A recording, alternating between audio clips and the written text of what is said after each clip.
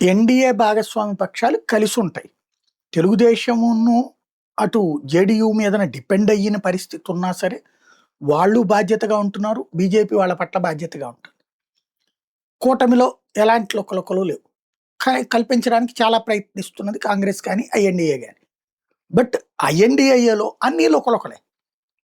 పంజాబ్ ఎన్నికల్లో గాని పంజాబ్ ఎన్నికల్లో ఆమ్ ఆద్మీ పార్టీ, కాంగ్రెస్ ఎవరికి వాళ్ళే పోటీ చేస్తారు. కేరళలో కమ్యూనిస్టులు, కాంగ్రెస్ వేరువేరుగానే పోటీ చేస్తారు. బెంగాల్లో మమతా బెనర్జీ, కాంగ్రెస్ పార్టీ వేరువేరుగానే పోటీ చేస్తారు. ఇంకా ఐఎన్డీఏ ఏంటి? ఐఎన్డీఏ కేవలం బీజేపీ ద్వేష కూటమి తప్పించి అది ఒక సమగ్ర కూటమి కాదు.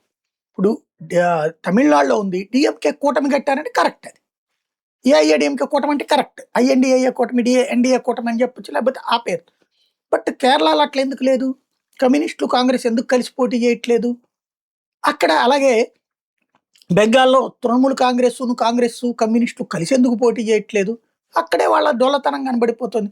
ఆమ్ ఆద్మీ పార్టీకి ఢిల్లీలోను, పంజాబ్ ఈ రెండు చోట్ల కూడా కాంగ్రెస్ వీళ్ళు విడివిడిగానే పోటీ చేశారు. తాజాగా బెంగాల్లో వచ్చేటికి అధీన్ రంజన్ చౌదరి ఓటేసి ఈ దఫా ఎన్నికలు కేంద్ర బలగాల కారణంగా ప్రశాంతంగా జరుగుతున్నాయని ప్రకటించడం నెంబర్ 1. ఒకప్పుడు వాళ్ళ ఫ్లోర్ లీడర్, లోక్సభ పక్ష నేత. నెంబర్ 2 వచ్చేటప్పటికి రాహుల్ గాంధీ కరెక్ట్గా ఎన్నికలు జరుగుతున్న వేళ మమతా బెనర్జీ అవినీతి వలన బీజేపీ అధికారంలోకి వస్తుందేమో అన్న ప్రకటన అన్నటువంటిది బెంగాల్ ఎన్నికల్లో కీ టైంలో మాట్లాడినటువంటిది మాటలు.